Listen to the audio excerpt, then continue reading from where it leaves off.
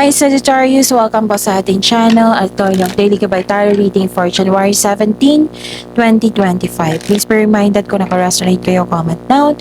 Kung hindi kayo naka-resonate, ibigay niyo pa sa iba kasi channel reading po ito.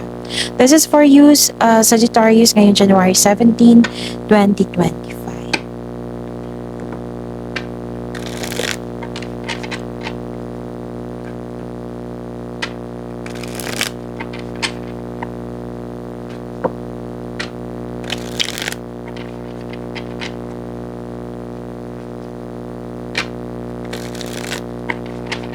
Para po ito sa inyo, Sagittarius, ngayon January 17, 2025. Maraming salamat po sa inyong patuloy na suporta at maraming salamat din po sa mga hindi nag-skip ng ads. Gamitin ang reading na ito bilang gabay lamang sa mga hindi pa nag-subscribe. Subscribe na po kayo at click bell notification para malaman nyo na may bago tayong video. Para sa mga gusto magpa-reading po, may lumabas dyan sa screen nyo ngayon. Panoorin nyo po at sundin ang instruction. Spirits Guide, mga ganap po para kay Sagittarius ngayong January 17, 2025. I need 3 cards po.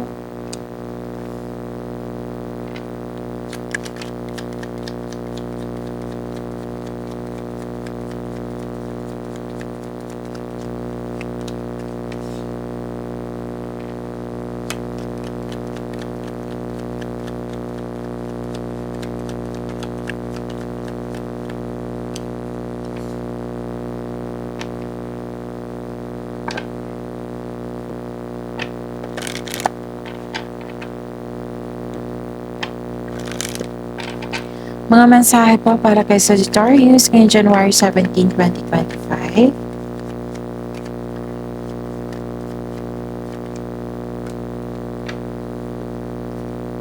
Okay. Sagittarius ngayong January 17, 2025. Wow! May good luck and good karma dito. This is opportunity, positive opportunity po. Things going your way. Nakita ko yung happiness po dito. And wow, this is success. So, claim nyo to ha. Sagittarius, nakikita ko rin dito yung biglaang pagbabago. Pwedeng may nasikaso kayo sa isang building po. Oo, or may balak kayong asikasuhin po.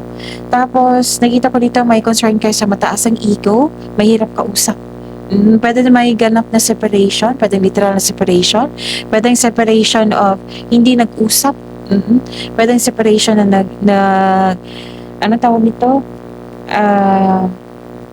Separation of responsibilities. Pwede din separation, kailangan mong mag-abroad para sa new future. Pwede ganun. So, maraming ganap na regarding sa separation, right? So, yun. Nakita ko yung biglaang pagbabago dito, ha? At nakita ko rin na may malalaman kayong taong hindi totoo sa iyo. Kasi malakas sa inyong intuition. Tapos, lumawak yung ambisyon mo sa buhay, goal mo sa buhay, yung nag-update kayo kung saan na kayo sa goal niyo sa buhay. Okay, so a win-win outcome is forecasting and nothing is yet in stone. Spirits Guide, energy po ni Sagittarius kayo, January 17, 2025.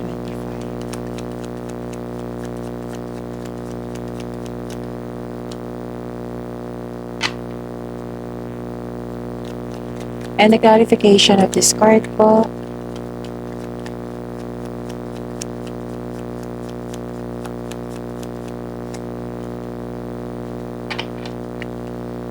Okay. So, pay attention. Kung may narinig kayo or may nakita kayong repeating message, meaning to say, pinupush ng cards nyo yan, Sagittarius. Kasi ang ilan sa inyo hindi pa binigyan ng atensyon. Na kung maaari din po, bigyan nyo po ng solusyon at action. Remember ha, general reading po ito.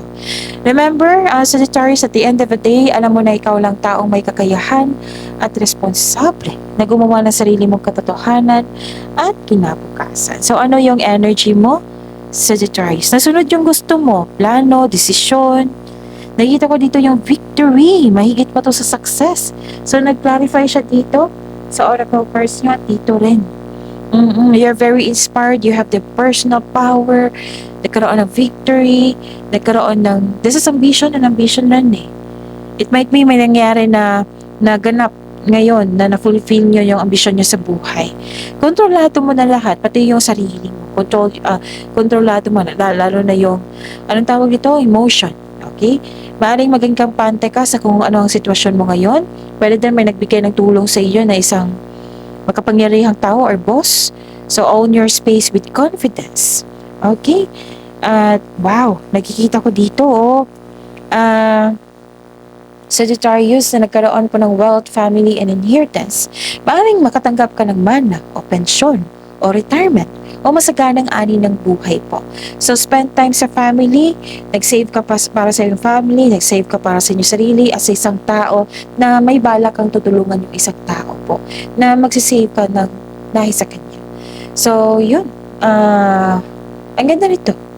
Okay, ang ganda po. May posibilidad din na gusto nyo bumili ng property or bumili na kayo ngayon. At nakita ko yung grupo ng tao dito na very supportive sa inyong plano sa buhay. Nakita ko rin dito na may mag-ask ka ng payo sa isang wiser or matanda pa sa iyo. Spirits guide, career and money po ni Sagittarius. Ngayon, January 17, 2025.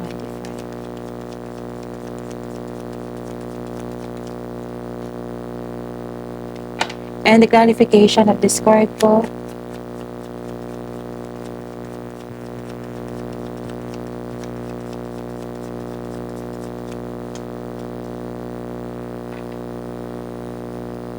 Okay. Nakita ko dito na nagkaroon ng hindi pagkakaisa sa career and money. Pwede din naalala mo ito kasi you're living in the past. May naalala ka sa nakaraan. Parang sinabi mo dito na mas gusto ko yung noon kaysa ngayon. Pwede may changes niya ngayon ha. Like for example, rules. Mas gusto mo yung rules dati kaysa ngayon. Pwede din may naiisip kayo. Like for example, mas mabuti pa yung bata pa ako, wala akong problema kaysa ngayon. Oh, pwede ganun ha. Basta example po iyan. Basta may naalala kayo, you're living in the past. Nostalgia, ika nga. Pwede din may unexpected visitor po kayo na nagpaalala sa iyo o regarding sa nakaraan. So, let the memories rest. Move forward, try something new sa present para may expectation tayong better outcome sa future. Okay?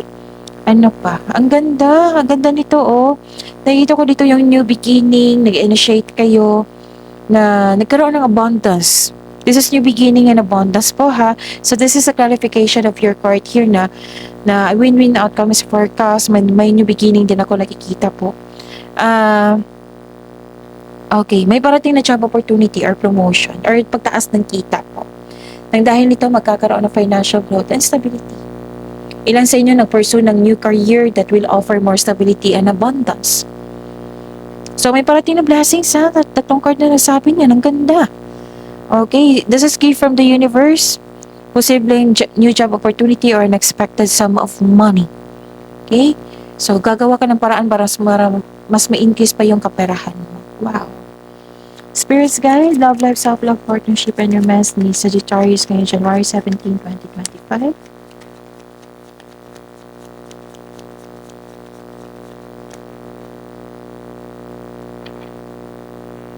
And the clarification of this card po.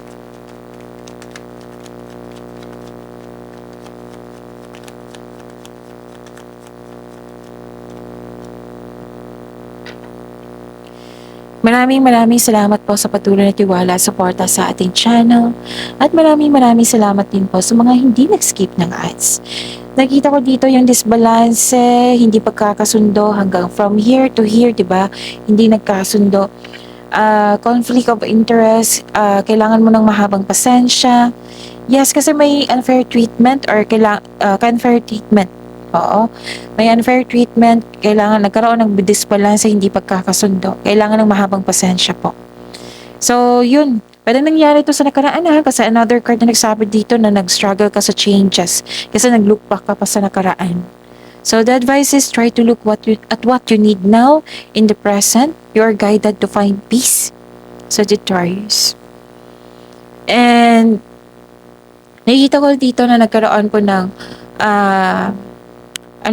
news of new love ay parating sa iyo sa mga single dyan. May nagpaparamdam sa inyo or parating po ito. Pwede din nag-enjoy ka sa passion mo ngayon. Para sa mga relasyon sa buhay mag-asawa, may sasabihin o makatanggap ka ng mensahe mula sa partner mo na mag-set kayo ng date or outing. Wow. So may good news sa darating ha. So claim itong good news po. Pag-imanin niyo po yung blessings na binigay sa inyo Sagittarius. See you tomorrow. Please like, subscribe, and click the button for notification para updated po kayo sa daily tarot reading natin. Maraming salamat.